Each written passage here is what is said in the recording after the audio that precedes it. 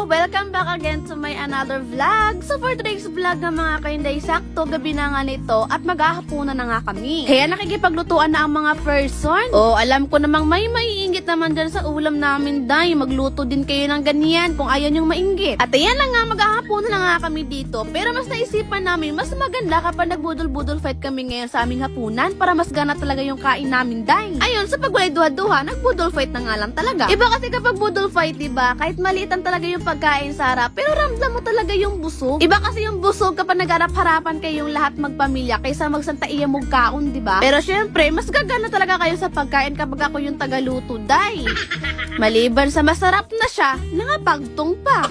So yun, nag-ihaw nga pala ako dito ng liempo at kasama ko nga pala ngayon sa pagluto dito si Ate Ading. At syempre, hindi mawawala ang pinakapaborito talagang ulam ni Inday sa buong mundo. Mga nilalagang gulay, day, katulad na lang nito, okra, tsaka yung mga kangkong. Abay, paniguradong may tataob talaga nga yung kaldero, day, pati dukot-hut doon magigagkaon.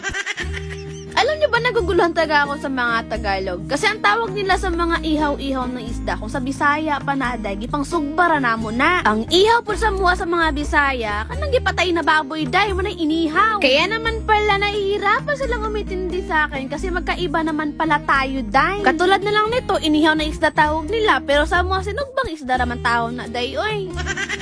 Kaya naman pala kapag nagkausap kami ni Kuya Norbin, bigla na talaga yung sasabihin niya sa akin, day, itikom na lang ang bibig, day, oy, kaya hindi man kita maintindihan, day, oy. Grabe ba? So ako na lang talaga maka-adjust ngayon. Ganon.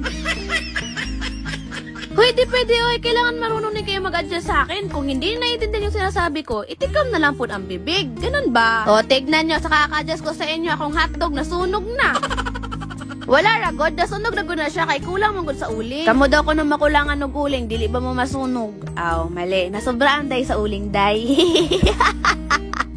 But anyways, yun na nga, kaysa magsikitag tabi day, mga unata. At ayan na nga mga kainday, inihanda na nga pala ni Togo dito yung mga pagkain. Kaso nga lang, ang nakakagulat lang talaga dito, yung bigla magsusulputan yung mga tao, day, Diyos ko. Abay, bigla na lang dumating, ikunti lang naman yung niluto namin dito. Pero ayos lang naman kasi paghati-hatian lang namin to, diba? Happy family. Yan yung sinasabi mga kainday na mas maganda kasi kapag kunti dahil mauubos talaga at maghahanap pa kayo ng iba. Pero kung makulangan mo, apila na lang kaunin dahon saging, Sharo. May na lang makakaon ko mag-upload, diba? Charis. Totoo naman talaga, masarap talaga kumain kapag nagkasabay-sabay kayong lahat. Pero mas masarap kumain kapag nakakamay ka dahil kasi malalasap mo talaga yung sarap ng pagkain mo at mabubusog ka talaga. At di lang yan mga kainday, mas masarap kapag nakakamay ka tapos walay hugas imong kamot. Abay, pagkalamian magkaon. Namiss ko na naman yung pamilya ko dito, naunsa. Kami kasi dati, para lang talaga gumana yung pagkain namin at hindi masasayang yung pagkain kahit wala kaming ulam. Ginagawa lang mama ko, pinagbudol-budol fight kami para maubusan talaga yung pagkain. Diba? Ganyan yung pinakamabisang teknik, day, para maubos talaga yung pagkain. Okay, tama ng laldaan mga kainday. So hanggang dito na lang din tayo mga kainday dahil kami ay magtitiwasan sa among pagkaon karon. Kaya, mga dito ninyo. Hanggang dito na lang tayo mga kainday. Thanks for watching. Sheesh!